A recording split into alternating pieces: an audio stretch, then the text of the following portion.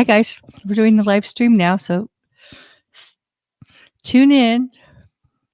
We're going to go live with the Voice America. So just give me a minute here and we'll kick it in. Okay.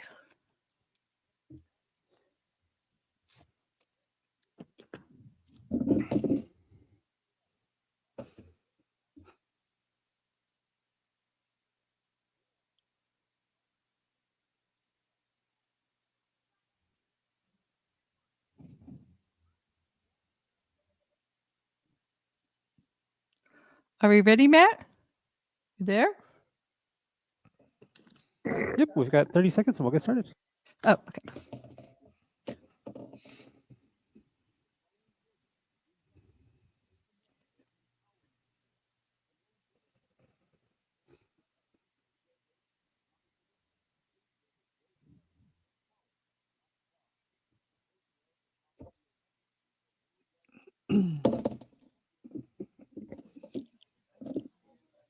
All right, 10 seconds here. Elizabeth, I'm going to go ahead and send the feed your way. Have a good show. Okay, thanks, Matt. Staff and management.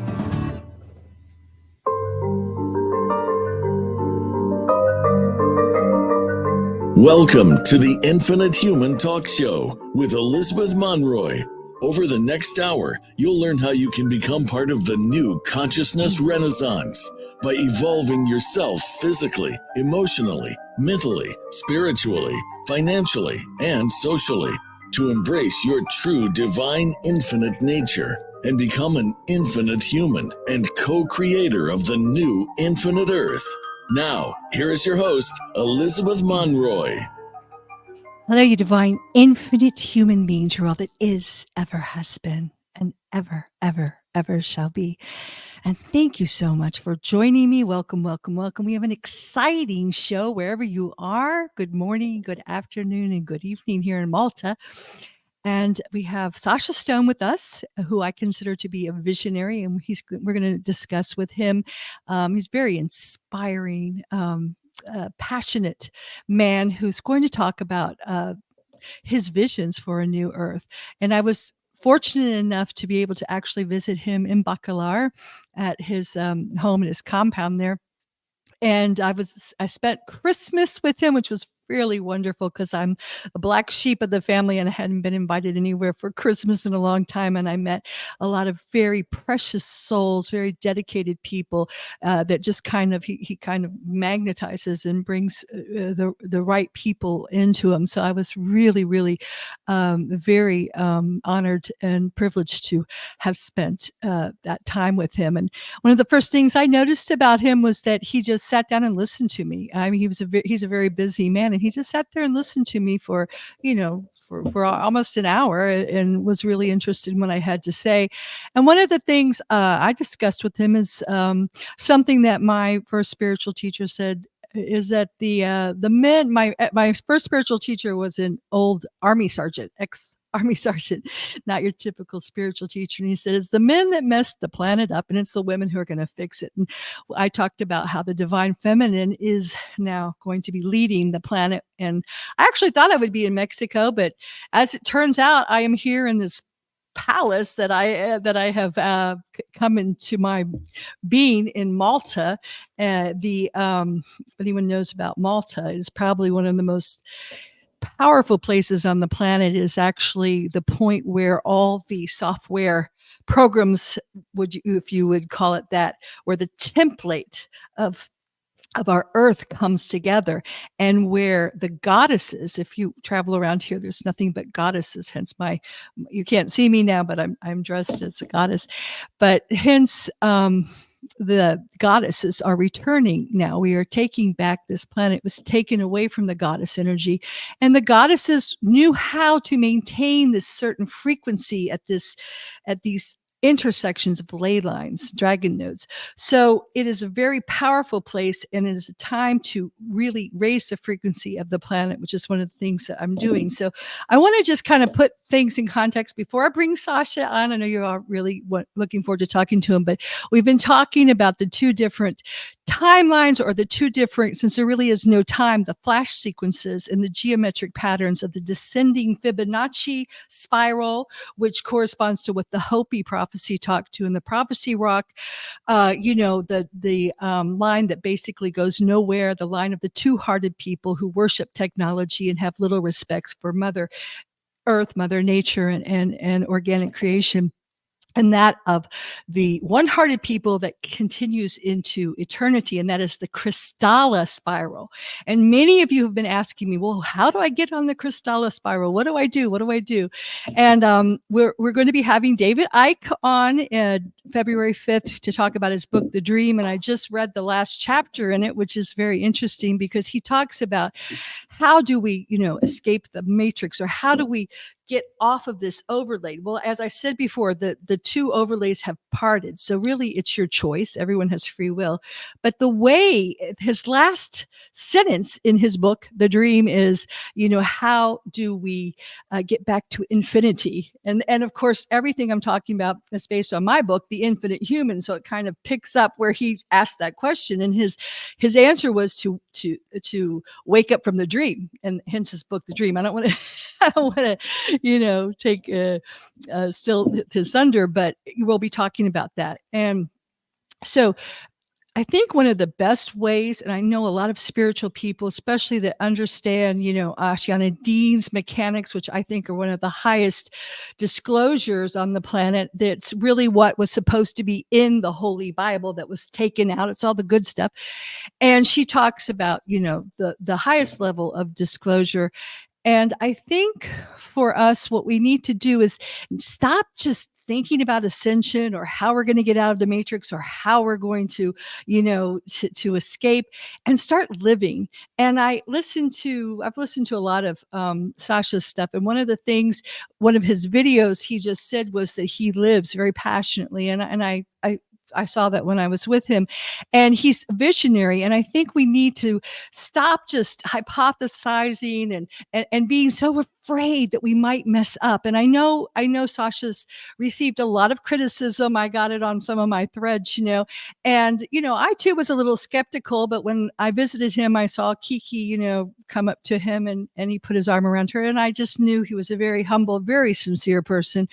And I think we could learn a lot just listening to him, because he is not afraid to just get out there. And of course, we're all perfect in our own imperfect ways, and we're all learning, and we're growing, and we're co-creating together this new earth. And that's the job at hand. We're not just waiting around for someone else to do it for us, or for someone, to tell us what to do, because that's the old program. We have to get out there and connect with that divine infinite spark within us. So before I bring him on, just take a minute to just go inside wherever you are. If you're driving, you can just still yourself just for a minute, breathing in the two most powerful words that were ever uttered.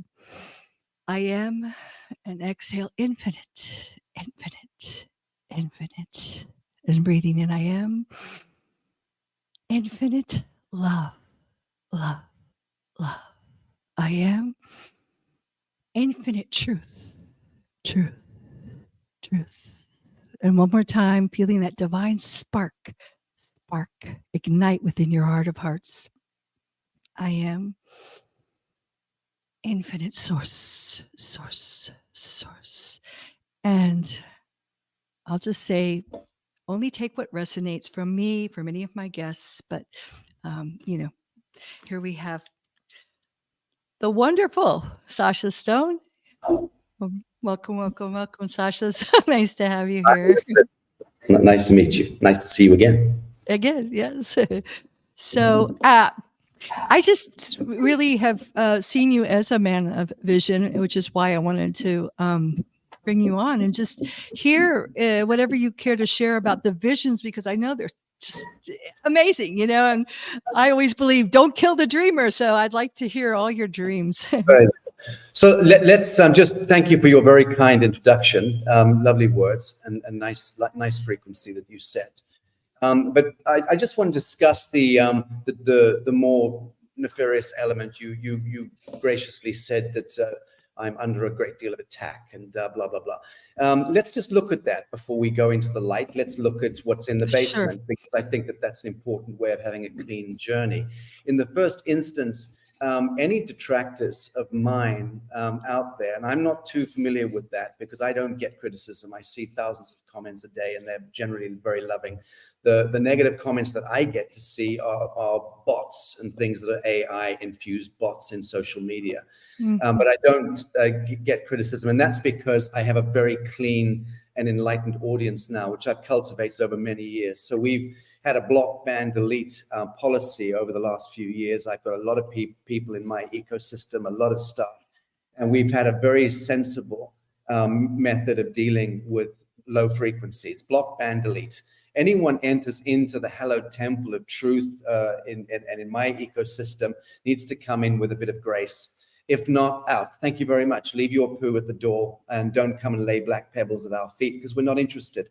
We're on a journey. It's a noble journey. It's a kind, gracious journey. So two things. One, what is the standing of any of those individuals who are naysayers or criticize me or slander me? What is their standing? Number one, you have to look at that before you perpetuate the cycle of what they're saying. Who are they? Chinese whispers, paid agents, trolls, ignominious little tits with small penises in the basement.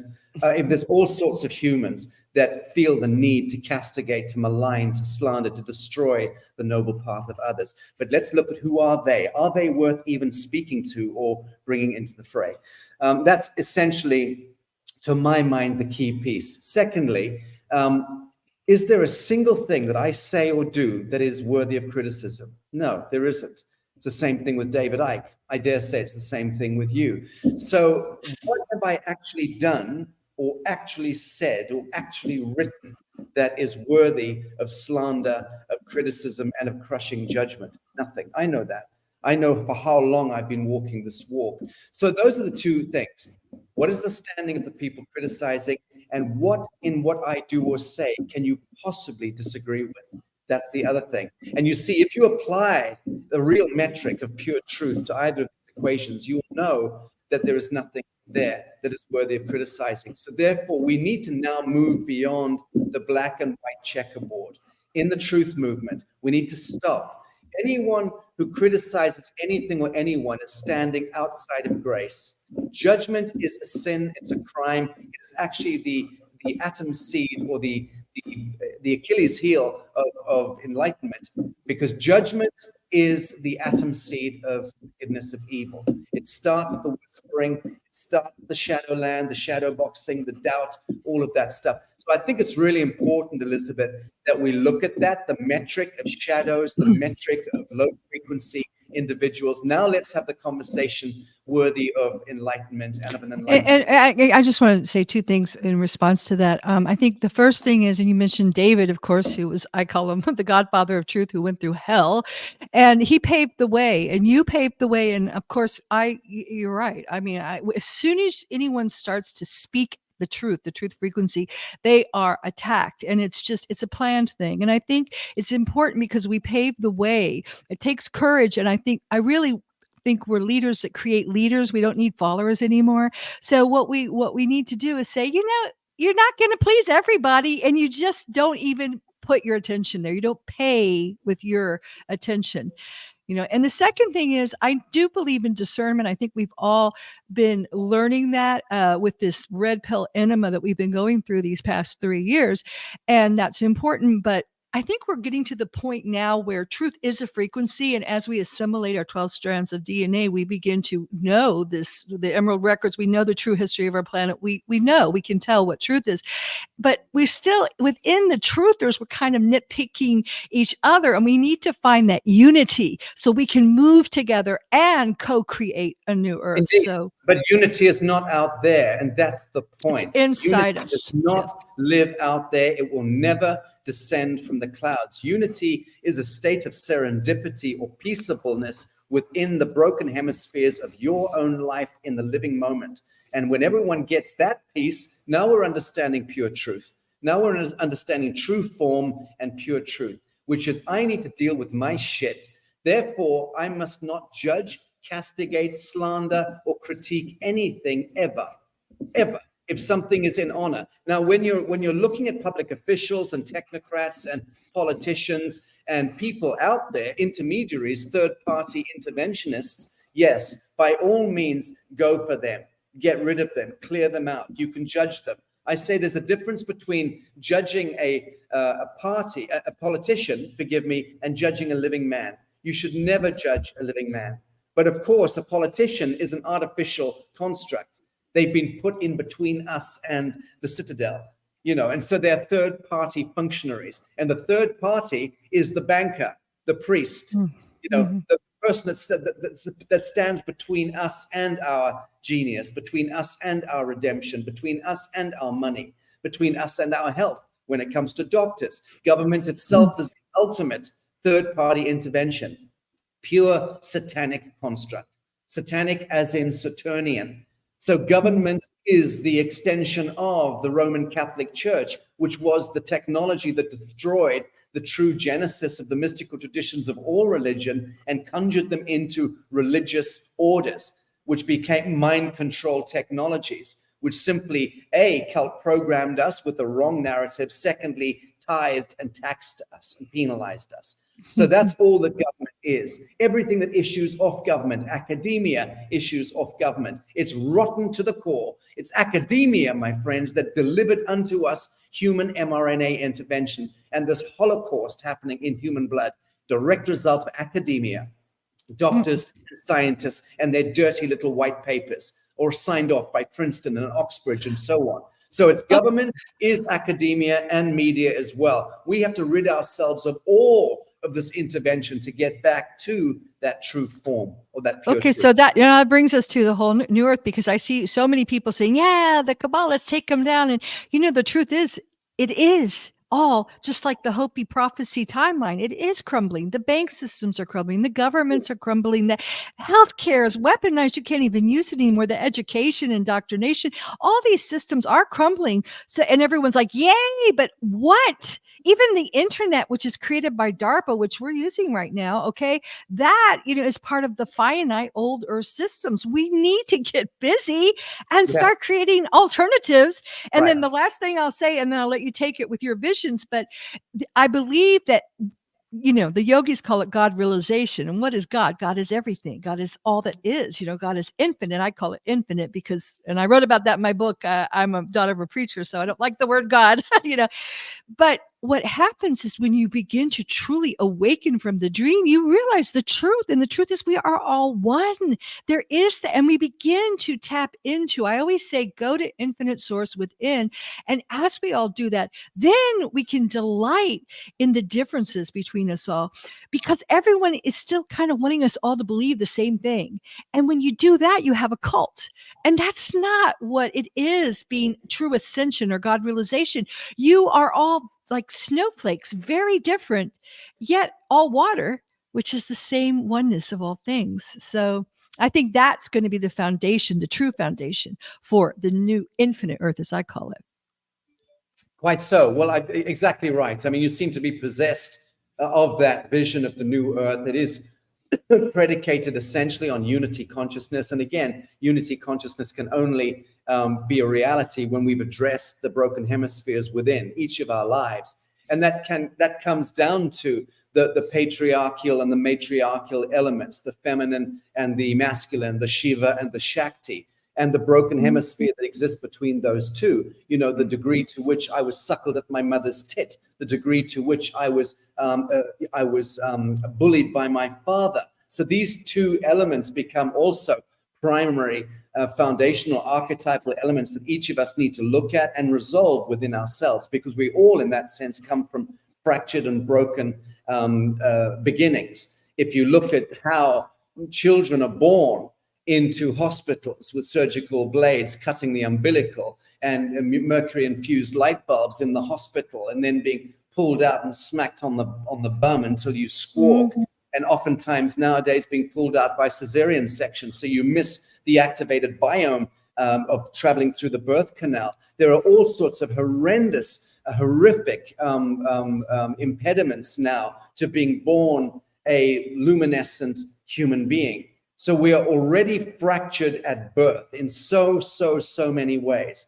And then it's how we come into this world hyperdimensional, multidimensional, complete superluminal geniuses. If we didn't get programmed and cult programmed from day one by mothers and fathers and uncles and aunts, we would move with, by the age of 3, we'd all be playing Mozart and Chopin. We'd all be able to speak 12 languages. Actually, we'd speak one universal language. If we weren't mind fucked from birth, we would be speaking telepathy.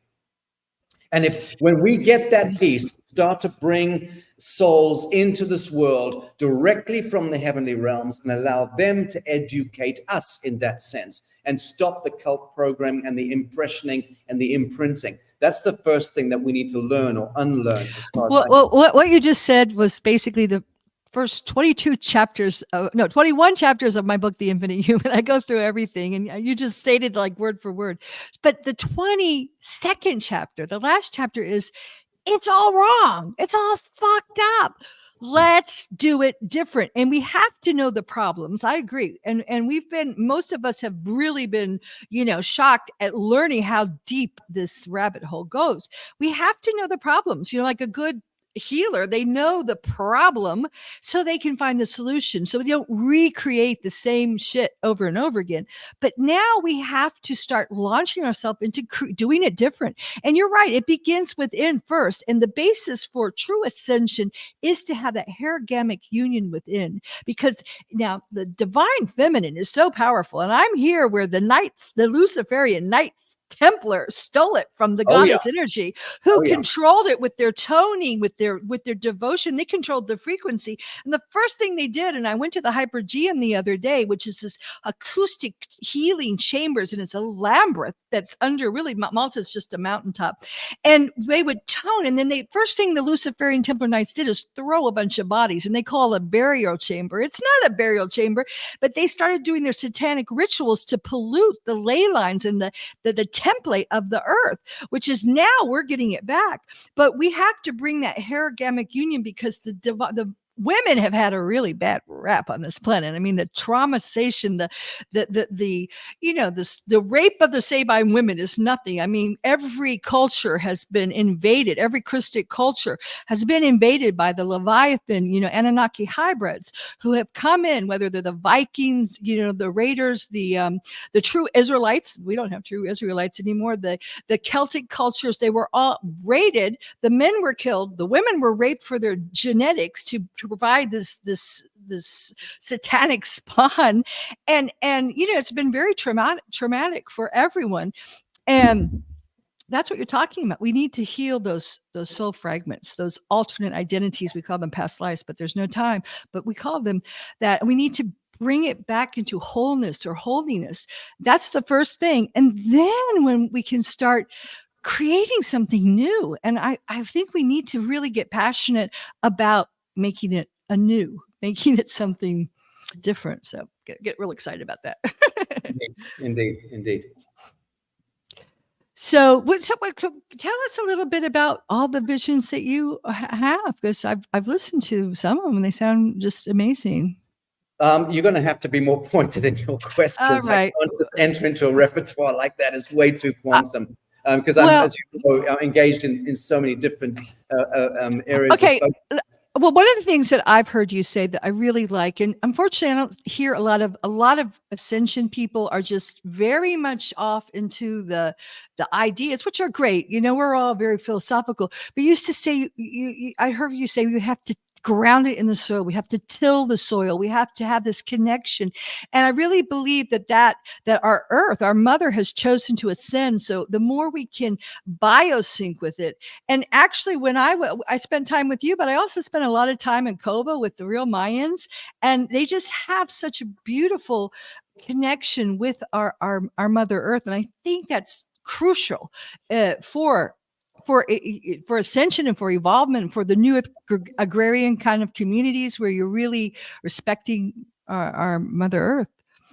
Well, I was going to, earlier on, when I was going off riffing on Shiva and Shakti and opposites, I was building up towards something. And so I'll Okay. go back to that. Okay, please do. What I was building toward was when you were considering the realm of duality within which we were born and within which we live, now it ultimately takes us to the shamanic impulse, which is the intuitive impulse in us, or into the imperial or the intellectual impulse that governs the human soul. So the bifurcation psycho-civilizationally can be seen to be white man's poison and black man, or the black skin, brown skin, red skin, and yellow skin, the shamanic, the indigenous, the aboriginal.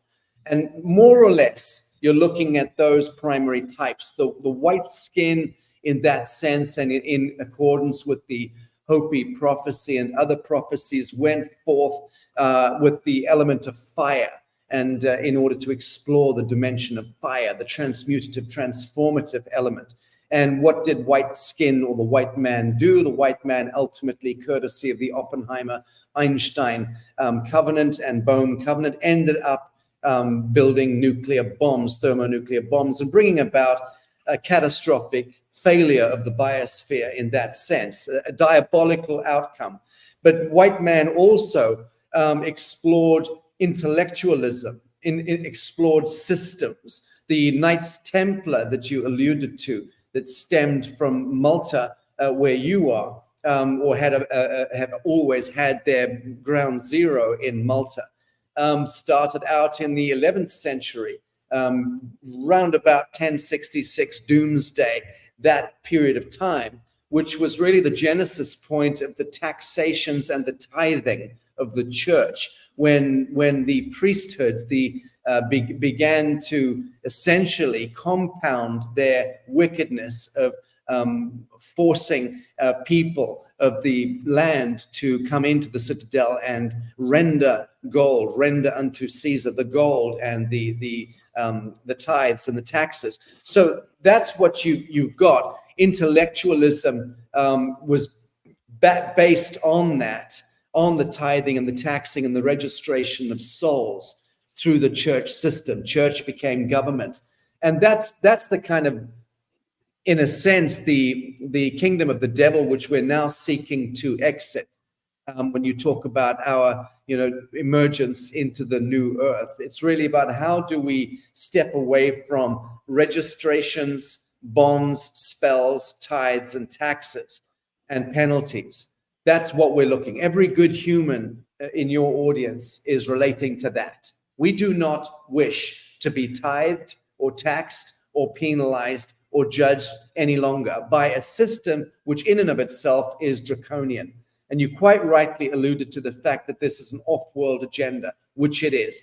You talk about the draconian Orion Compact, which gave birth in the modern context to the Nazis in the 30s and the 40s, through the invocation of the demonic realms, through ritual ceremony into the temporal plane, and the rest of it is so-called history. The last 100 years, we can look over our shoulder and go, wow.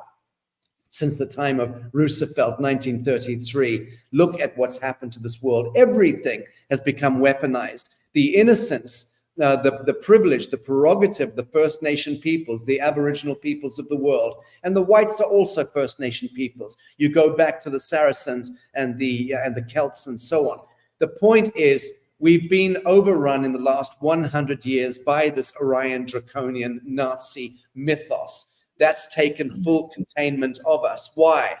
Well, because at the subliminal level, at the level of the collective soul, we have clearly put out into the field of consciousness, into the field of expression, we have put out that we needed a bitter pill. We've needed to have a thrall of darkness and of contrast against which we can now define our superluminal celestine template and re-emerge through this darkness, this recent dark chapter, re-emerge back into our superluminal state of grace. that's where we're at right now. It's all good as far as I'm concerned. Everything is Well, good. yes, I think it's the most exciting time to be alive. And actually, a lot of my disclosure originally, I now I get it myself, but it was kind of confirmed by Voyager 2 by Ashiana Dean. And her level of, her disclosure is really profound, because actually the fall started 260 billion years ago, when a parallel fallen matrix of, Weezax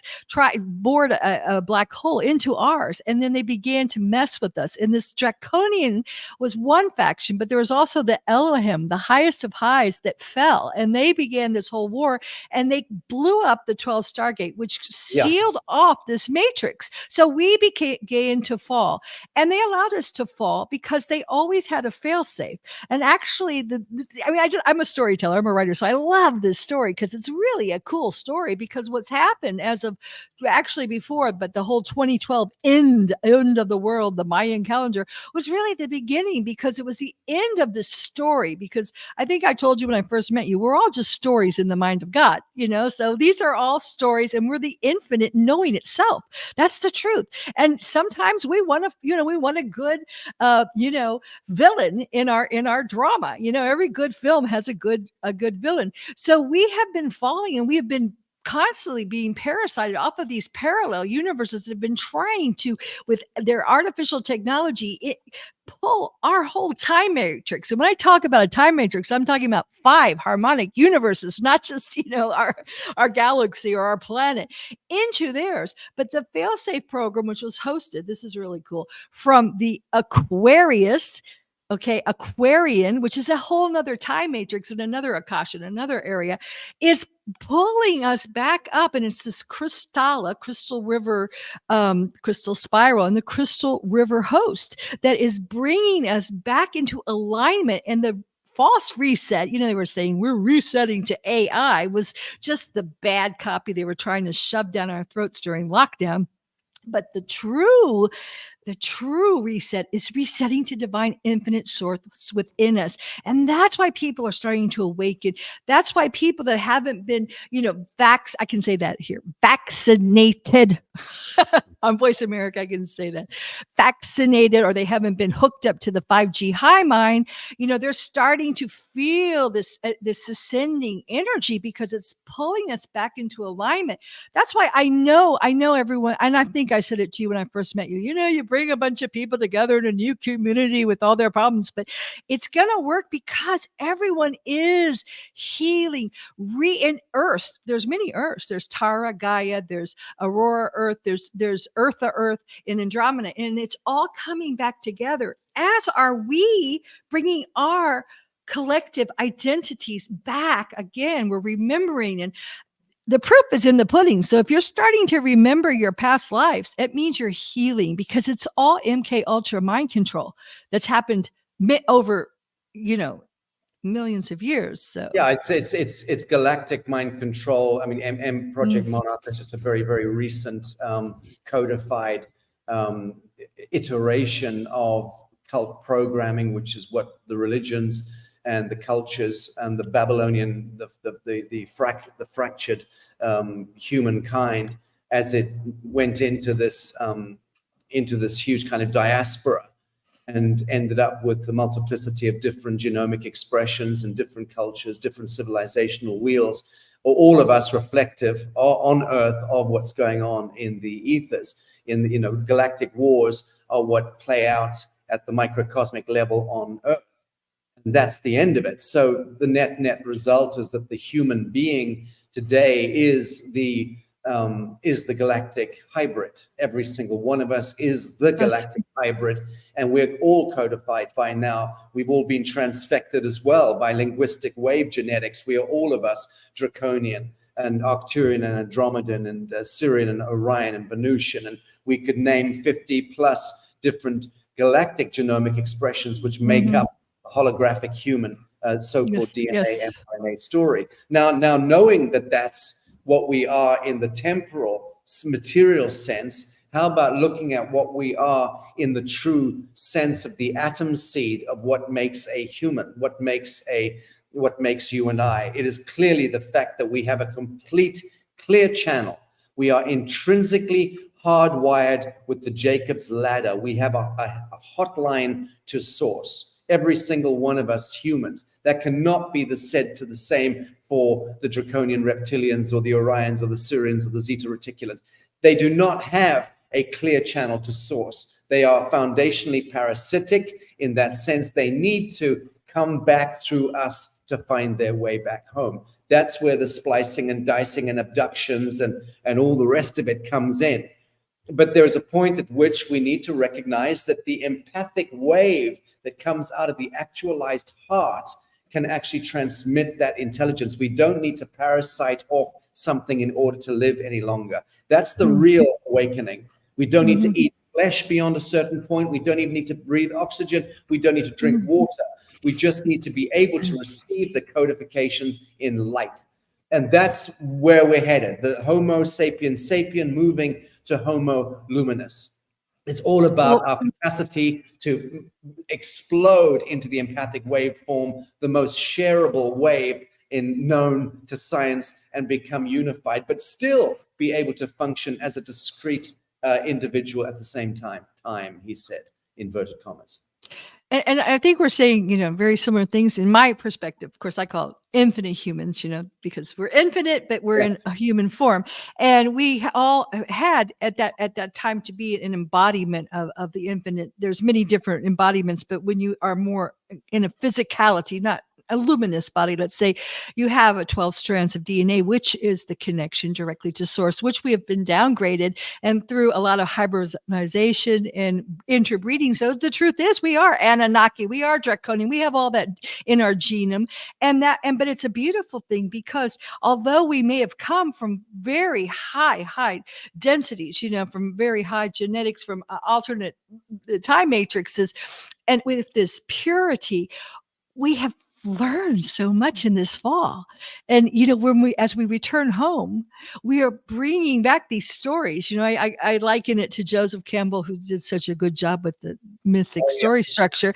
And we're coming back with the elixir of life. We're coming back to share it with our true star family, because we've learned so much, and we know what a shadow is. We know what it's like to have a shadow self, and to blend it, to integrate it, to alchemize it. And so I think it's a beautiful time. I know it's difficult for many, and I hear you. I hear your emails, your telepathy emails. I hear you, but it's worth it. It's worth the journey, because it's just, you're going to be so much more than you were when you set out on it, when you left home. Indeed, I would suggest that, just to add to what you said, you're talking about downgrading and us being downgraded. That was entirely true, but only in a sense, because the downgrading was also the beneficence, was also the benediction that was being graced to us in this temporal void. You only downgrade, so to speak, in order to go deeper into the subterranean depth, so that you can then explore and express and see, cast light into that depth, and then bring back the knowing. We are, each of us, even murderers and psychopaths, are acting as the point of absolution for source consciousness. So every one of us in the temporal void that are out there expressing and exploring and inquiring and participating in this incredible tapestry of creation, each of us are divinely appointed and anointed in what we're doing, because we are helping to also redeem and absolve ever lower scales of expression into higher incarnation. And that's why, I've been trying to explain the mechanics of ritual sacrifice in a way that makes sense, that the sacrificial lamb is not the victim. The sacrificial lamb is the one at the soul level in control of that covenant, is the one that is bringing the absolution, the redemption, and planting the seed of light in the heart of darkness. So there is an exchange going on. Everything is part of that exchange in that sense. Hard for binarized, psycho-emotionally reactive human beings to get it. Rather like those trolling factions I was talking about at the front of this program, we have to now start to make a distinction between the idiot human that is just stuck in a binary ping pong game of anger and love and hate and black and white, people who want to still oscillate into that idiot and demonic frequency, polarity and duality will stay in that. You're going to be space dust. You're literally heading towards space dust because Space dust.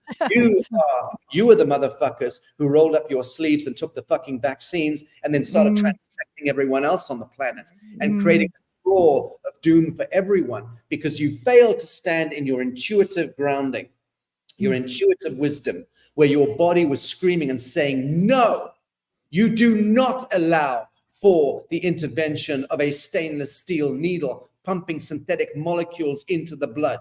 You don't do that. You listen to your hook-nosed grandmother in the caravan in the valley, and she's telling you, drink lemon, citric acid, have, honey, eat leaves off trees. There's 1,000 different ways of dealing with SARS, COVID symptoms than rolling your sleeve up and listening to your idiot government or your idiot public health official. So we collectively were the ones who abnegated our wisdom flame, abnegated our conscience, and then surrendered to the devil, the mark of the beast. That has brought about the Saturnian thrall. People like me have been screaming about that for a quarter of a century.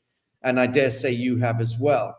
It's a deep frustration, but now we need to look and say there are certain elements within the human family that are irredeemable, absolutely irredeemable. And those individuals are the ones who are casting judgment and are having opinions and still spitting or dribbling their opinions onto social media, anywhere at all.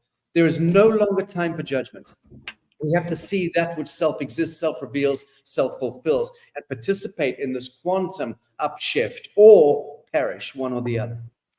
Well, you said a mouthful there, and I think it's really tying things up to where I'm at and where many of us are at right now. Because for me, I've been of service for I've been around a while, and I try with my husband. We traveled all over the states giving healthcare to the Native Americans who were lost, the poor blacks, the Mormons were the worst, the Mexican immigrants, and likewise. And I just did a book tour last year and almost died from all the 5G. I had to go into the infrared saunas every day just to it's terrible, but I did it because it was the point that we talked about on the show in November when Ian Parks was here, of the two spirals parting, and everyone has free will, and there will be those who will to the bitter end want to play that ping pong game of duality, and they're always going to see something outside of themselves, and they're always going to want to fight off of that, and that's their right. And like you said, they'll do it till they're space dust, and then they'll return back to source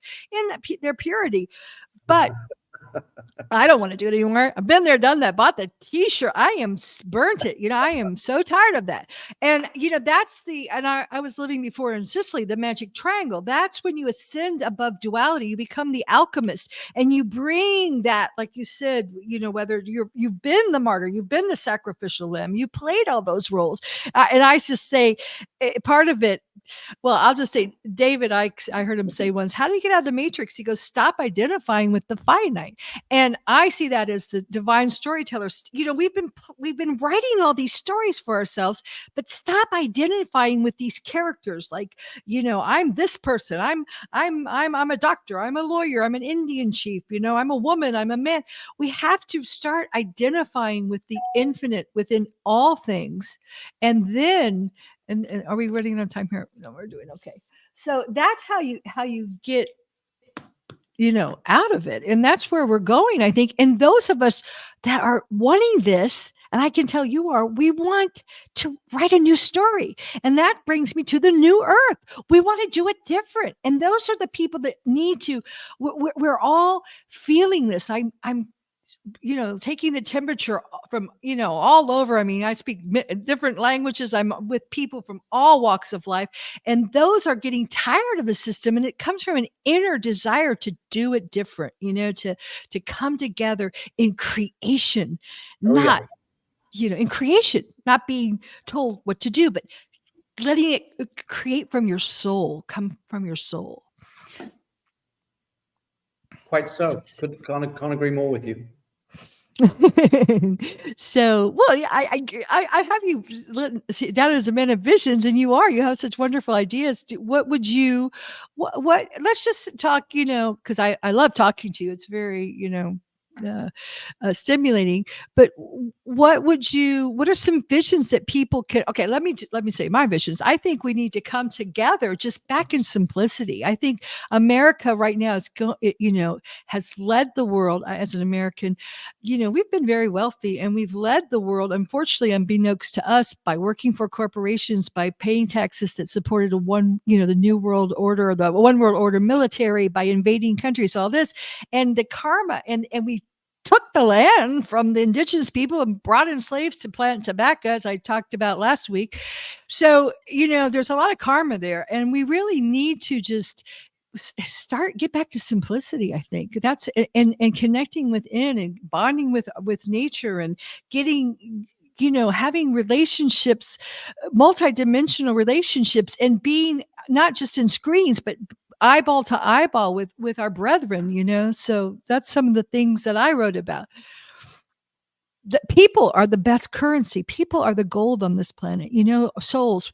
This exchange of energy. You have, and I believe in my heart, I believe so much that we are all divine puzzle pieces with unique soul missions, and the answers. We all have the answers to each other's problems, and as we come together, we're creating this divine, infinite puzzle that is laying the true template, the true foundation for a whole new way of doing it, in alignment with infinite God source. That's the only rule. It has to be in alignment with the law of one. You have to respect others. You have to, don't screw, don't parasite off of someone. Don't screw your neighbor, just co-create in harmony and oneness. And I think most of us are wanting that. We're sick of the other story. Well, there's two forms of human. There are those that love and wish to be loved, and there are those who are parasites and need to live off stolen fire, Promethean fire, and they parasite off other human beings. Again, those that judge and those do not judge, those that create, affirm, and expand, and those that sit in the basement throwing stones at others. So those are two kinds of humans, and the essential mission right now has to be a return to the soil. If people don't get that, they're beyond recall. You have to now leave Sodom and Gomorrah. You have to upshift your life. You've got to take your family, take your children, sell your chattel, whatever it is, in Sodom and Gomorrah, and get the hell out.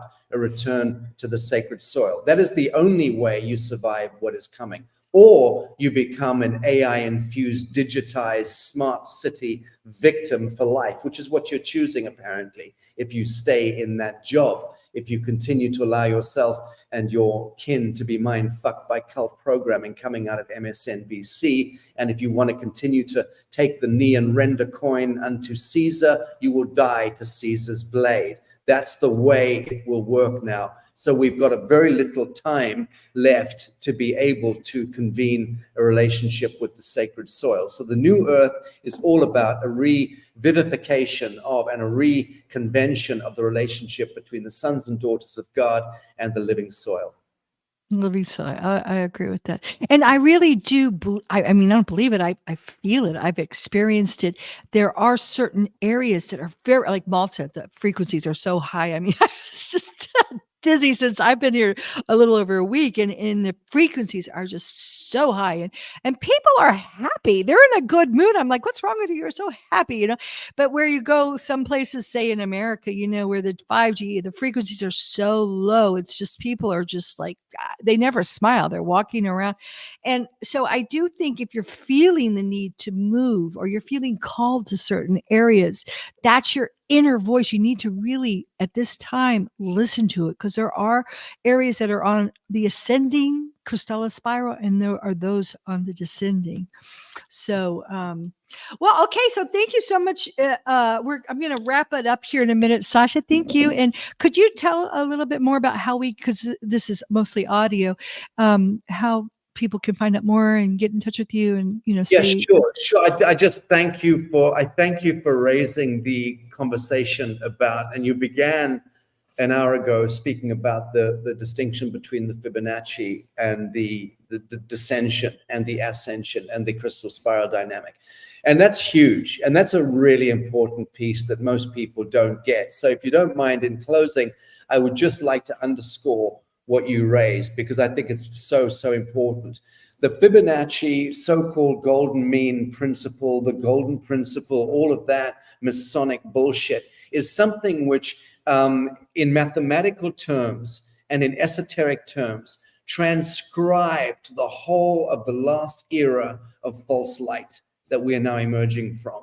All of the ancient citadels and the Romanesque and Greco cityscapes were designed in accordance with those mathematical principles. And indeed, when you look at the Parthenon, when you look at some of these amazing architectural edifices, and you look at the beauty of a perfect seashell, or even the way in which the human biology emerged in conformity to that Fibonacci ratio premised mathematics. It is true, there is a great deal of beauty in it, but it's an enchantment. It's a false light enchantment. The real beauty, the superluminal, quantum beauty is to be had when we break out of that principle, the golden mean, the golden principle, because that, in a sense, was a mathematical formula that circumscribed heaven on earth, but in a false light matrix. So it wasn't real. The real is where we step into the crystal spiral dynamics, and we exit that containment principle and move into the superluminal state. So this becomes very abstract, very esoteric for a lot of people. Some people will absolutely get it, but there is a huge distinction between Fibonacci ratio and crystal spiral dynamics. It is the difference. But what happened was that was hacking into our organic. We had the Crystallis spiral, and it hacked into our divine holographic template, and it has been overlaid, which hence the duality that we've had for so long. But now it has been removed. Now those that are still asleep in the dream, as David Icke would say, they're just listening to their Siri telling them what to do. I do that sometimes too. But being told what to do, they're following that spiral down to the death. Yes.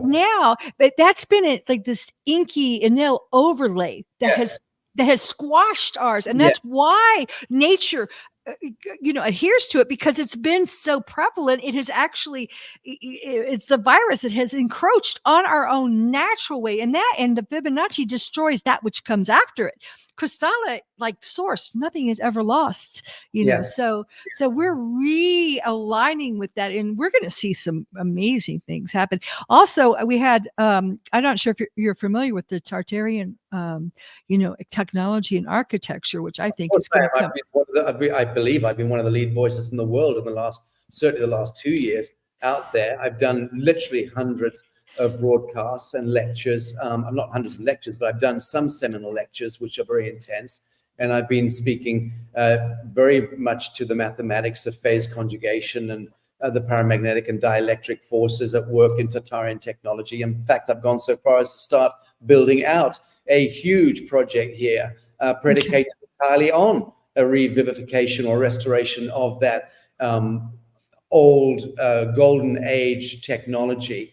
So yes, of course, I'm deeply involved. Yes. Well, we had Ian Parks talk about it, and I think we're going to start seeing that, and it's going to be coming back online, where as we remove this filter that has kept us misaligned from source, we're going to just start. I mean, it's going to become surreal, because our reality is going to be shifting. We'll be walking by, but was that there? And I'm noticing that here in Malta, because there's some amazing structures that you just know generated their own source. And I'm like seeing it for the first time, because it's reintegrating back into our holographic template.